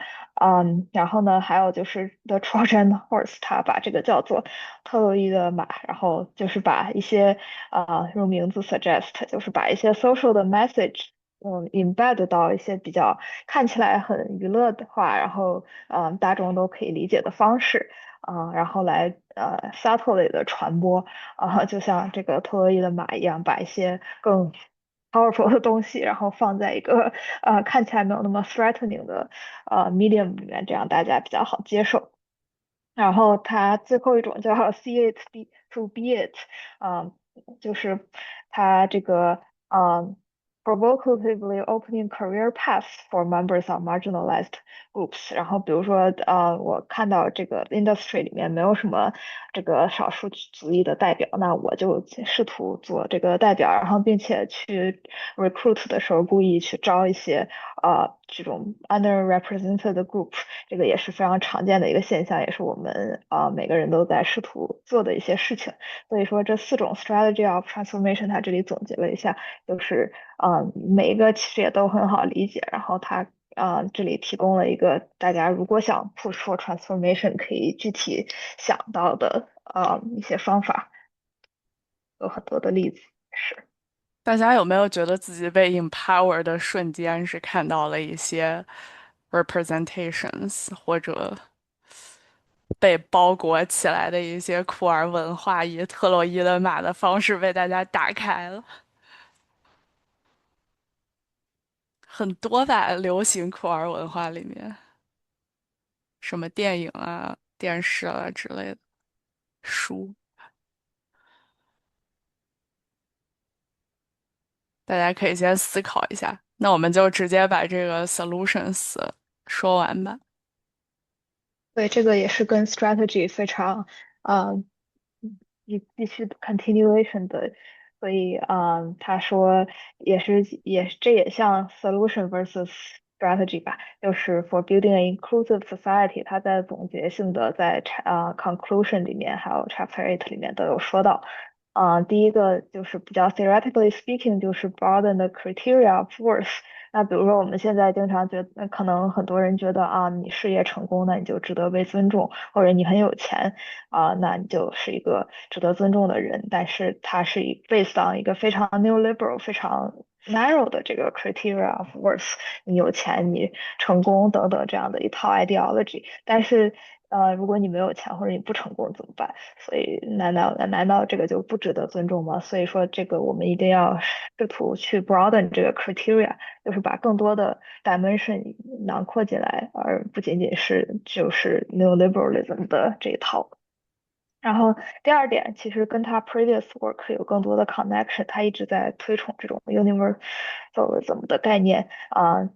比如说他对于 boundary 的讨论和对于 working class 等等的讨论，也都是在讲这个 universality 的问题。就是说我们不能，它 universalism 在它的这个框架下对应的这个 opposition 的是 tribalism。tribalism 就是一种说我们只对自己的人好，所谓的就是有一种 us versus them，然后我们自己的人才是一个更值得被 recognized 的，然后 versus 跟我们不太一样的人，我们就不用去保护他，他跟我们利益不同，所以我们就是 fundamentally 觉得没有那么的 worthy，但是它 promote 的是一种 ordinary universalism，就是我们作为 human being，我们都有很多其实相同的地方，比如说不不管是贫富还是不同的种族，它都有一些 shared needs，比如说每个人都有住房的权利，然后每个人也都会在比如说不被看见的时候感到受伤，然后这些 vulnerabilities 和 humanities 它是跨越了这些种族，还有一些社会的constructed boundary 的，其实。所以说，我们如果有更多的这种 universality 的概念的话，可以更好的看到别人，可以 recognize we're all human being basically。第三点呢，destigmatize marginalized groups，这个我们在第一期关于 stigma 的讨论里面也重点讲了这个，就是 destigmatization 的重要性。啊、我们这里就不细讲了，这个也非常的obvious，这个meaning 就是不要把一些 negative 的 label，然后直接 blanketly 的apply to 一些 group，而不是看到他们 individual。最后一个呢，就是 leverage institution for change，这个更不用说了，就是我们要 push 这种 structural 的，也是我们一直在强调的 message，说 individual solution 它永远是不够的，我们必须要实现 policy 的 change，在不同的 institution 里面，education、government 等等，然后把 recognition 变成一个 basic fact of life，这个大家都可以遵守的，而不是说有些人，有些比较 woke 的人，他可以看到别人，但是有些人就如果不被看到就会被受伤，而是一种基本的结构，一种刚才我们讨论的 rights 也是同样的道理。就先讲到这里，这每一个其实也都很好理解，所以就不记得 unpack 了，大家可以想想自己生活中的例子。哎，感觉讲到这个实际问题过得就比较快速，大家这些例子应该都很 straightforward 的感觉。大家有什么觉得比较好玩的？那个 XMMC 的战队学要不要来 elaborate 一下？这个还挺好玩的。哎，女同社区大家也经常喜欢站队。哎，对呀，就是有一种把人分成你们、他们和我们的这种，就比如他跟你就是很多就是跟你讲一个别人就是谁谁谁很糟糕，然后但是他的目标就是站队让你来跟他就不要跟另一个人玩儿，就这一类的事情，而不是一个单纯的倾诉，就是经常会有这种，而且我觉得就是不知道是不是女同的圈子。更多还是因为只要认识人多了就会这样，就感觉还是挺频繁的。啊，我特别喜欢你的头像，这个 Villanelle 的头像，感觉他就是一个在刚才那一页所说的这个 Trojan Horse 里面包裹很多酷儿文化的很 Yes, 酷 yes，炫的电对对对，视剧。嗯，我也觉得你重新 Killing 看 Eve，我三遍。记得，不好意思，对不起，那你说，不，我只是记得 Killing Eve 好像跟那个伦敦生活是同一个编剧对来着，，Baby 是的，他感他真的觉就有太有才华了。是是啊，他有种 ADHD 的感觉，就是 Baby 这个人，反正他也不是很就是很小众的那种，很多他的小众的想法感觉。是的，这就 embrace 了我们刚才讲的这一页的这个 strategy of transformation，就大家看到了，就是首先他 see it to be it，然后他也是一个 Trojan horse，让大家能接触到这种暴对。力美学酷儿文化。对，我其实还能想到，就是那个《Goodbye Baby》那首歌也是，就是类似的。好的，我觉得这真的太，哎，我去听一听，大家都去听一听，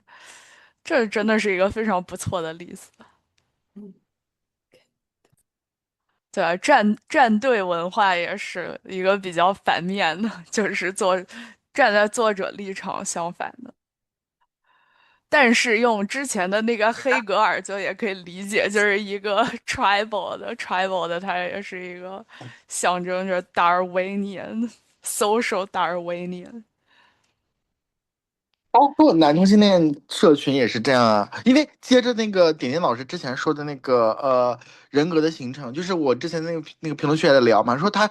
点点老师之前讲的就很类似于 psychodynamic 的东西，因为 psychodynamic 心理动力其实就是从 psychoanalysis，就最开始是那个 psychoanalysis 不就是弗洛伊德那套嘛，然后他最开始是那个就是性就是那个就是那个性欲的那个三件套，然后之后变成 psychoanalysis，然后之后再变成 psychodynamic，psychodynamic 已经算是比较 developed 的一种东西了。然后我觉得就不论是就 queer 社群，就不只是男同女同，就是 queer 社群都有那种怎么说 seeking approval，然后 seeking 就是那种被认同，想要被认同，想要找到属于自己的 community，但是在这个过程中就会不断的分化，就会觉得说是不是有那种怎么说童年时期的这种不被认同、不被认可的这个影响，会变成说我想要这个东西，但是我不知道怎么找，所以我只好不停的给不同的人分类，只有跟我很像的人才是我的同类，但好像其实本质上不是这样的，这就其实很怎么说，还挺悲哀的。This is the exact message 这个作者 disapprove 的，然后这个作者希望大家团结，希望大家看到彼此。哎，但是 in reality, maybe it's difficult for people. 托尔老师来解释一下，从社会学的角度，那如果这件事情这么简单，大家一看到这本书就觉得，哦，this makes so much sense. Why don't we do it all together？那为什么这个社会它没有变成一个 utopia 呢？What is stopping us？嗯，对，我觉得其实这有非常非常多的原因。它 promote 的虽然听起来真的很理想，但是首先对于这个普世价值观这个事情，我就想到了说，我最开始在本科的时候对社会学感兴趣，其实这个也是中国 context 的一篇文章，就是其实他是人类学家，但是他讲的是说，在中国的这个价值观里面，尤其是中国主版的共产主义的这个价值观里面，比如说有单位的这个概念，然后有这个敌我的概念，有阶级敌人的这个概念，它本身就不是一个非常普世的价值观，因为它是说那敌人我们就要非常残酷的对待，然后那我方呢，那我们就是要是同志，然后这样的关系，所以它并不是一个非常 universal 的universality 的概念，就是它还是非常分化的。然后每个单位也是，每个单位我们的同事之间经常见到，然后这是基本的社会组织形式。然后那其他单位的我们可能就根本没有什么机会见到，尤其是在比较80几年、90几年的时期，就是这个住宅什么的分配，它都是非常 segregated 的，所以说我们可能并没有很多 exposure to 这种不同的组织结构，然后和不同的价值观，所以说在感觉整个文化里面，它首先就是一个啊、lack of universality 的这么的一个结构，所以说我觉得。我就一下子想到了，每次 Lamont 讲到 universality 的时候，我就会想到那篇文章，然后就觉得，在非常基本的不同的 national ideology 之下，这个其实 universality 它 promote 的这种都是很难做到的，因为大家有 fundamentally different perception。嗯，然后这个也是确实比较 based on 西方的思想，就是比如说 Christianity 的这个影响，就是每个人都是我们的 family，都是 neighbor，然后这种基督教普世价值观确实对这个西方社会产生了很深远的影响，但是 versus 比如说中国就没有这么一套基督教普世价值观这么深远的影响，那它可能又是另外一种 ideology 的存在，那他说的这一套这种跨越 boundary 的可能就更加的困难一点。比如说不同的阶级，那他可能就是之间很难有互相的理解。这是我随便想到的一些 first thoughts。make sense，真的，大家哎，之前我们是不是读过，大家都是 strive for 自己是 universality，render 别人是 particularity。是的，它永远都是一个 struggle，所以感觉，啊，这是一个感觉也是 human nature，就是永远都会觉得有些，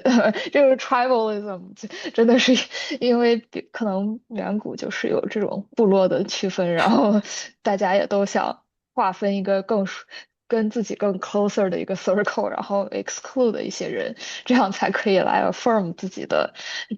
这个 unique 的worthiness。但是我觉得可能这也是一个 scarcity 的问题，是一个稀缺的问题，以及刚才说的那3种的 lacking 的问题，比如说 lacking of love、lacking of rights，然后 lacking of solidarity。那如果有这种 scarcity 的话，那我们就会要非常努力的去抢夺它，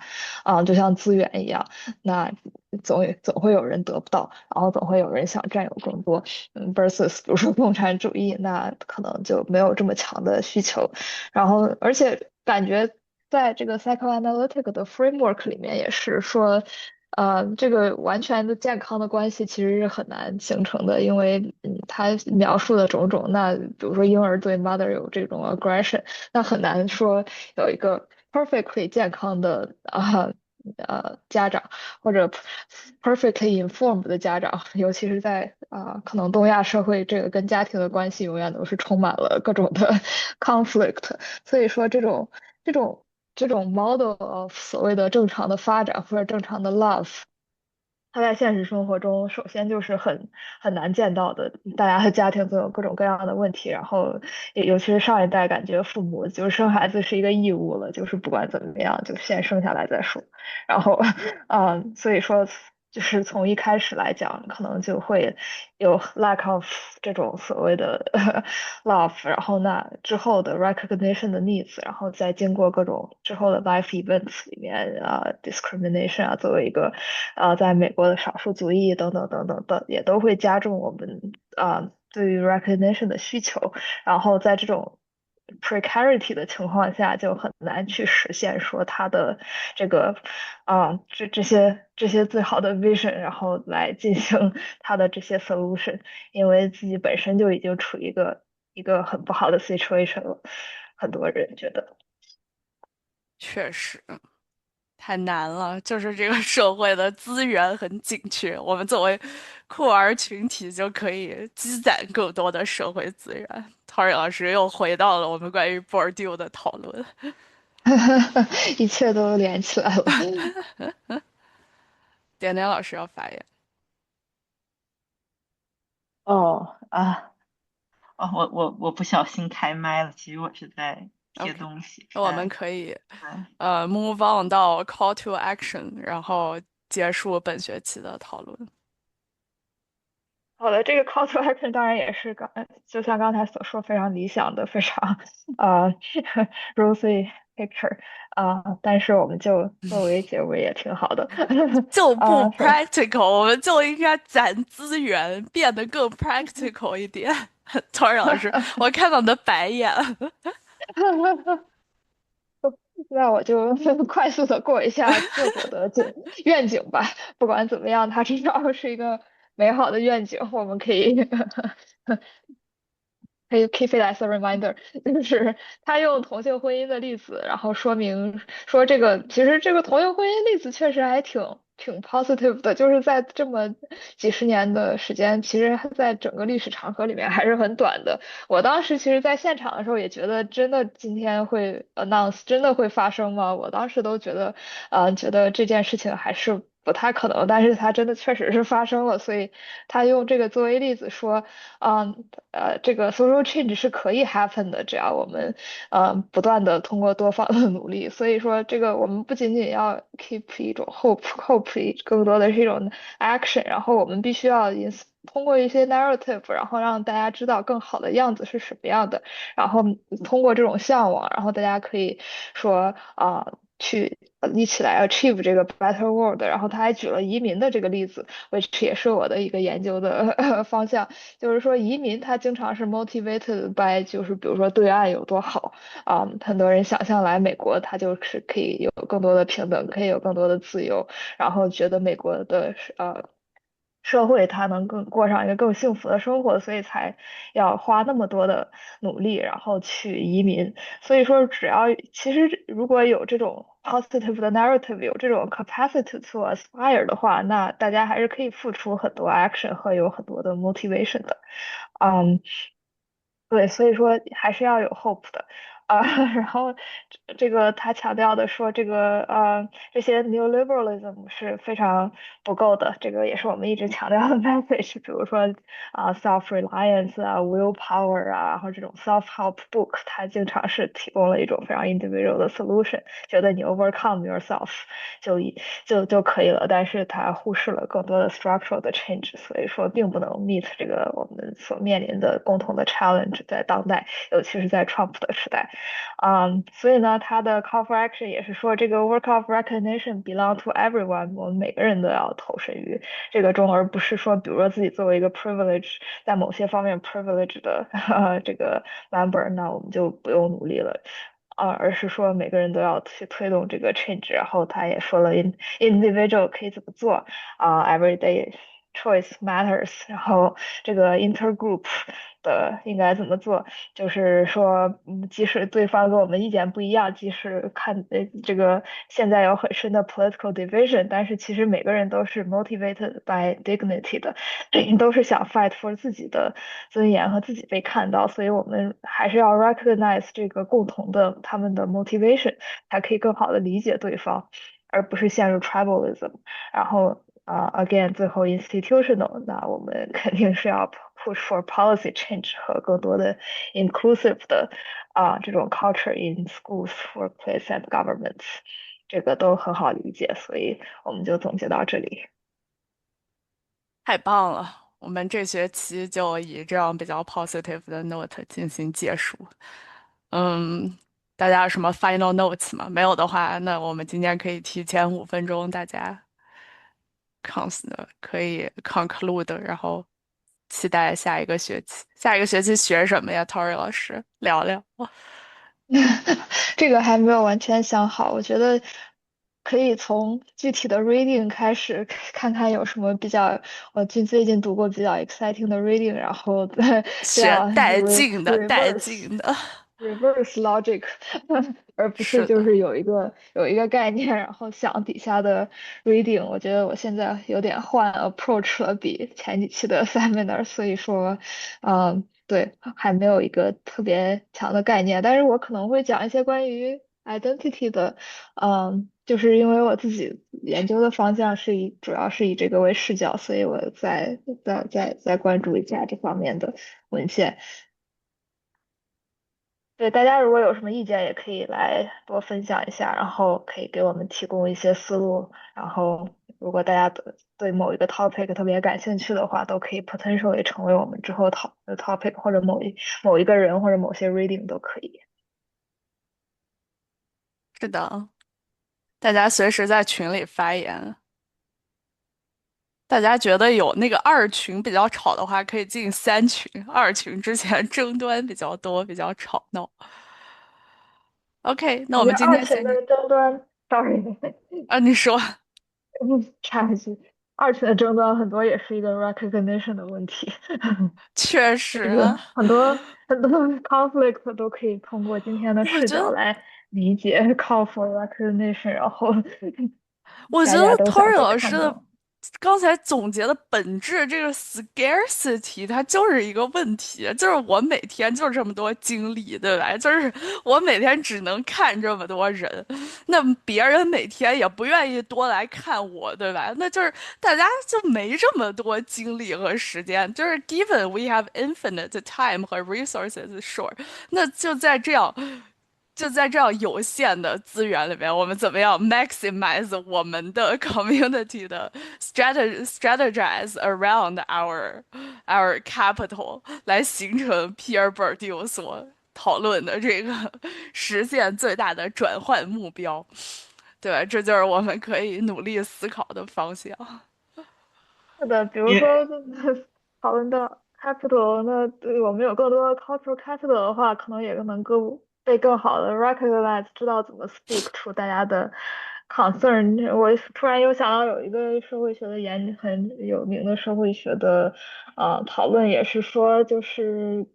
很多被 marginalized 的群体，他们甚至可能不会觉得自己 deserve recognition，他们可能一开始就不会去，比如说在课堂中那些发现 working class 的 kids，他们就不太会举手问问题，即使他们不懂，他们可能也不觉得老师会真的去理他们，或者是啊、自己的需求会得到一个很好的满足，所以他们一开始就根本就大家可能都不知道他有这个例子，不知道他懂了没有，然后 versus 他就发现 middle class 和 upper middle class 等等，他对比的 sample 就是在从小在家庭中就跟他灌输说你的 needs 是需要被 recognized 的，然后你的 needs 是很重要的，然后你如果有什么不懂的话，你要及时问老师，然后老师也都会一般都会 respond，所以说这就形成了一个这个 production of inequality，然后他们的成绩也会更好，因为他们会举手问问题，然后老师也会更关注他们，等等等等，然后这就是在一个 example of 啊、recognition 在学校的一个例子。点点老师，嗯。哎，你刚才要关于发言。你刚刚说的稀缺性的问题，我其实在想这种稀缺性是怎么造成的，就是，比如说你刚刚提到社会研究、性别研究二群里的争议，其实给不了解真相的群众简单说一下，就是有一位曾经因为自己是跨性别要被解雇的我先 跨性别的 pause 那朋友。个哦，对 recording。对对对，你。